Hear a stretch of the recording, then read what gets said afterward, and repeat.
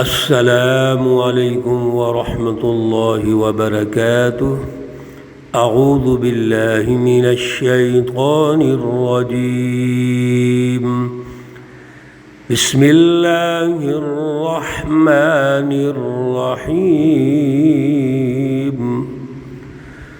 ما اصاب من مصیبت الا باذن اللہ ومن يؤمن بالله يهد قلبه والله بكل شيء عليم۔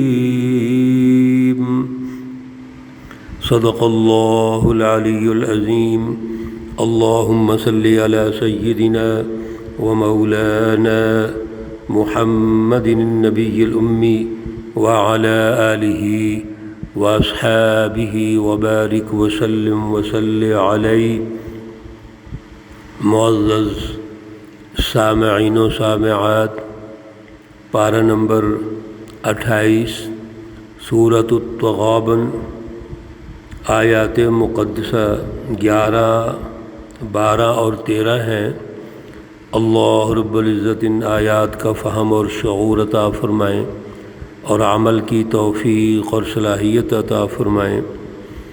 گزشتہ درس میں اللہ رب العزت نے یوم الجمع یعنی وہ دن جو ایک عالمی بین الاقوامی دن ہوگا جس میں سارے انسانوں کو اللہ جمع کریں گے میدان حشر میں، اور وہ دن یوم التغابن ہے، ہار اور جیت کا دن ہے۔ اس دن اللہ نے سب کو جمع کرنا ہے، اور یہ اللہ کا چیلنج ہے کفار مکہ کو۔ یہ کفار مکہ اور مشرکین مکہ جو عقیدہ آخرت کے منکر ہیں، جو ظلم کا نظام قائم کر کے یہ سمجھتے ہیں کہ اب ہمیں کوئی پوچھنے والا نہیں ہے، اللہ رب العزت فرماتے ہیں کہ ایک دن ضرور آنا ہے، وہ یوم الدین ہے، یوم الحساب ہے، اور اس دن پھر اللہ رب العزت جو سچی جماعتیں ہیں ان کو کامیاب کریں گے، جنت عطا فرمائیں گے، ان کے گناہ بھی معاف ہو جائیں گے، اور وہ اس میں ہمیشہ رہیں گے۔ یہ یوم التغابن، ہار اور جیت کے دن، ذالک الفوز العظیم، کامیاب ہوں گے۔ اور جو شیطانی جماعتیں ہیں، والذین کفروا وکذبوا بآیاتنا، یہ کفار، مشرکین اور منافقین یہ جہنم میں جائیں گے اور جہنم میں ہمیشہ رہیں گے، اور یہ بڑا برا ٹھکانہ ہے۔ میرے عزیزو توجہ فرمائیے، اللہ رب العزت ہر چیز کھول کھول کے بیان فرما رہے ہیں۔ آج کی آیات میں اللہ رب العزت اس سچی جماعت کو مطمئن کرتے ہیں، سچی جماعت کو رہنمائی دیتے ہیں کہ یہ جو جھوٹی جماعتیں ہیں، حزب الشیاطین، جب آپ کے مقابلے میں آتی ہیں تو پھر تکلیفیں بھی آئیں گی، مصیبتیں بھی آئیں گی، پریشانیاں ہوں گی، رکاوٹیں ڈالیں گے۔ تو ایسی حالات میں کیا کرنا چاہیے؟ ایسے حالات میں اللہ سے اپنا تعلق مضبوط کرنا چاہیے، اللہ پہ بھروسہ کرنا ہے، گھبرانا نہیں، مایوس نہیں ہونا، اور یہ سمجھنا ہے کہ یہ اس جد و جہد کا حصہ ہے۔ ما اصاب من مصیبت، کوئی مصیبت نہیں آتی، کوئی مصیبت انسان کو، سچی جماعت کو نہیں پہنچ سکتی الا باذن اللہ، مگر اللہ کے حکم سے۔ اللہ کا حکم ہوگا تو مصیبت آ جائے گی، اس مصیبت کا مقابلہ کرنا ہے۔ اصل میں یہ سمجھنا ہے کہ جو اللہ کے حکموں کو قائم کرنے کے لیے، اللہ کی بالادستی کے لیے جد و جہد کی جا رہی ہے، تو کیا جو شیطانی جماعتیں ہیں وہ آسانی سے قبول کر لیں گی، وہ آسانی سے اس غلبے کو مان لیں گی؟ آسانی سے تو نہیں مانیں گے۔ اب وہ تکلیف، وہ پریشانی، کوئی بھی انسان کو اذیت آتی ہے تو یہ گویا اس جد و جہد کا حصہ ہے۔ اصل میں جو معیار ہے وہ یہ ہے وَمَن يُؤْمِن بِاللَّهِ يَهْدِ قَلْبَهُ، اس پہ توجہ رکھیے میرے عزیزو۔ وَمَن يُؤْمِن، اور جو شخص ایمان رکھتا ہے، یقین رکھتا ہے، باللہ، اللہ پر، جس کا اللہ پر یقین ہے، ایمان باللہ۔ جب ہم ایمان باللہ کی بات کرتے ہیں تو پہلے بھی اس کی وضاحت ہو چکی ہے۔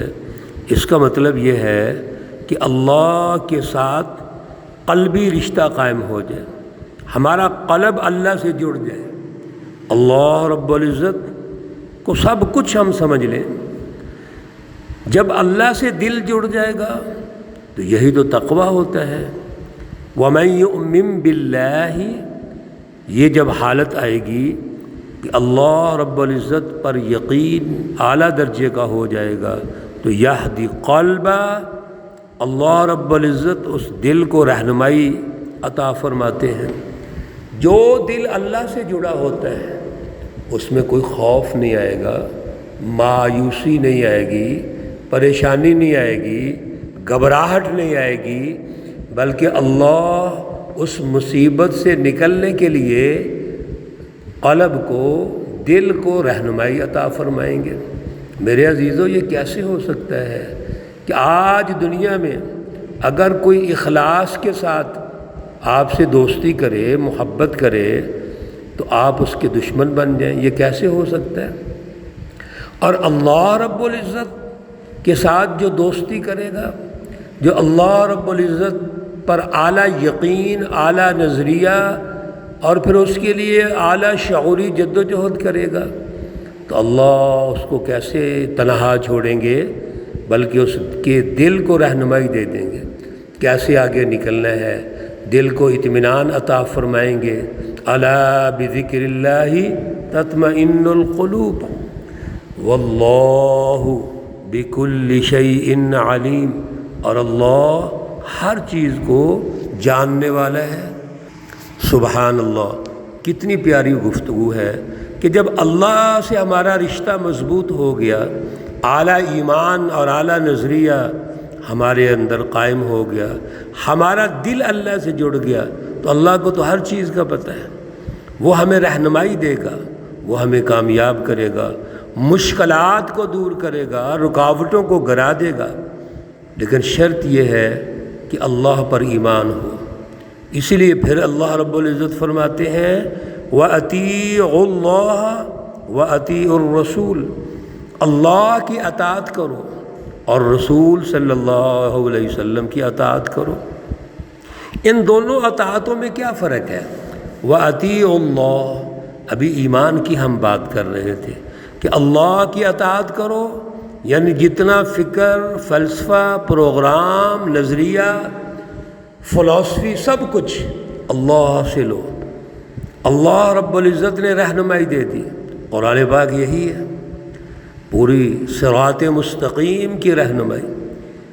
وَأَطِيعُوا الرَّسُولَ، اور رسول صلی اللہ علیہ وسلم کی اطاعت کرو، یعنی جو جد و جہد رسول اللہ صلی اللہ علیہ وسلم نے کی، اللہ کے نظام کو قائم کیا، دین کو قائم کیا، دین کی اعلیٰ فلسفی لوگوں کو سمجھائی اور اس پر عملی نظام قائم کیا، یہ ہے اطیعوا الرسول۔ اللہ کی اطاعت، اس کے احکامات اور فرامین کو سمجھنا، اور رسول کی اطاعت، اس کا ساتھ دینا، جماعت کا حصہ بننا اور دین کو غالب کرنا ہے۔ آج کل عشق رسول کے ایسے کھوکھلے نعرے اور دعوے ہم لگاتے ہیں، اصل میں تو رسول صلی اللہ علیہ وسلم کی اطاعت، اس کی جماعت میں شامل ہونا ہے۔ محمد الرسول اللہ والذین معہ، صحابہ اکرام کا یہی وصف ہے۔ اور اگر تم اس پر عمل نہیں کرو گے فَإِن تَوَلَّيْتُمْ، پس اگر تم نے منہ موڑا، فَإِنَّمَا، پس یقیناً، عَلَىٰ رَسُولِنَا، ہمارے جو رسول صلی اللہ علیہ وسلم ہیں، البلاغ المبین، ان پر تو کھول کھول کے بیان کرنا یہ ذمہ داری ہے۔ رسول اللہ صلی اللہ علیہ وسلم نے سچی جماعت تیار کی، جماعت صحابہ، اور اس کے ذریعے دین کو غالب کیا۔ آپ کی یہی ڈیوٹی ہے۔ اگر تم نے ساتھ نہ دیا تو یاد رکھیے پھر گمراہی کی طرف جاؤ گے۔ اللہ لا الہ الا ہو، اللہ رب العزت کی ذات اقدس وہ ہے جس کے علاوہ کوئی معبود نہیں، کوئی حاکم نہیں ہے، کسی کی بندگی نہیں ہو سکتی۔ جب بندگی اللہ کی ہے، جس کو اطیع اللہ کہا جا رہا ہے، جس کو یؤمن باللہ کہا جا رہا ہے، تو پھر اللہ رب العزت کے ساتھ اپنا تعلق مضبوط رکھنا ہر وقت ضروری ہے۔ اور اس کی شکل یہ ہے وَعَلَى اللَّهِ، اور اللہ ہی پر فَلْيَتَوَكَّلْ، پس چاہیے کہ بھروسہ کریں المؤمنون، مومن سچی جماعت ہے۔ اللہ پر بھروسہ کرنا ہے، اسی پہ توکل رکھنا ہے۔ اور توکل کا مفہوم کیا ہے؟ اطیع اللہ، اللہ کی اطاعت، ایمان باللہ اعلیٰ درجے کا۔ اور اگر پھر کوئی مشکلات آ جائیں، پریشانیاں آ جائیں، مصیبت آ جائے، تو اللہ رب العزت سے مانگنا، اسی پہ بھروسہ کرنا اور جد و جہد کرتے رہنا اور ان رکاوٹوں کا مقابلہ کرنا ہے، اور یہ سمجھنا ہے کہ یہ اس جد و جہد کا حصہ ہے، یہ رکاوٹیں آئیں گی۔ آپ جب یہ سمجھ لیں گے تو پھر ان مصیبتوں کو گلے لگا لیں گے۔ آپ کہیں گے یہ پریشانیاں، یہ مصیبتیں یہ ایسی نہیں ہیں کہ جو آئیں اور ہمیں پیچھے دھکیل دیں، بلکہ یہ ہماری ترقی کا ذریعہ بنے گی، ہمارے آگے بڑھنے کا ذریعہ بنے گی، اس میں مواقع پیدا کریں گی۔ اللہ رب العزت نے قرآن مقدس میں اور جگہوں پر فرمایا کہ ہم آزمائیں گے، ان کو آزمائے جائیں گے مومن اور سچی جماعتیں، اور سچے لوگ تبھی کامیاب ہوتے ہیں جب وہ آزمائے جاتے ہیں۔ میدان جنگ میں پتہ چلتا ہے کہ ان کی کیا صورتحال ہے، اس لیے تو منافق بھاگ جاتے ہیں۔ منافق کبھی بھی جب جان کی قربانی کا موقع آئے گا، مال کی قربانی کا موقع آئے گا، وہ راہ فرار اختیار کر لیتے ہیں۔ اس لیے میرے عزیزو، اللہ پر بھروسہ، اللہ پر اپنا تعلق مضبوط ہونا یہ بہت ضروری ہے، اور اس کا مرکز ہے دل اللہ سے جوڑنا ہے۔ باتیں نہیں ہیں، محض نعرے اور دعوے نہیں ہیں، محض ہم کھوکھلے سپیکر لگا کر اعلان کرتے رہے کہ ہمیں اللہ سے محبت ہے، رسول اللہ صلی اللہ علیہ وسلم سے محبت ہے، اور سسٹم ظلم کا قائم ہے، سسٹم سامراجی قائم ہے، سرمایہ پرستانہ نظام قائم ہے، اس کے اندر رہتے ہوئے کفر اور شرک اور نفاق کے نظام سے کمپرومائز کر کے ہوئے عشق رسول کے دعوے کرتے ہو، جلسے اور جلوس کرتے ہو۔ جب تک دل میں اللہ کی محبت نہیں ہے، جب تک عمل میں جد و جہد میں رسول اللہ صلی اللہ علیہ وسلم کی محبت نہیں ہے، کبھی کامیابی نہیں ہو سکتی۔ اللہ ہمیں توفیق اور صلاحیت عطا فرمائے۔ اللہ رب العزت تمام بیماروں کو شفائے کاملہ عاجلہ مستمرہ عطا فرمائے۔ اللہ رب العزت تمام مرحومین و مرحومات کو جنت الفردوس میں اعلیٰ مقام عطا فرمائے۔ ربنا تقبل منا انک انت السمیع العلیم وتب علینا انک انت التواب الرحیم۔ وصلی اللہ تعالی علی النبی الامی محمد وعلی آلہ واصحابہ اجمعین برحمتک یا ارحم الراحمین۔ السلام علیکم ورحمۃ اللہ وبرکاتہ۔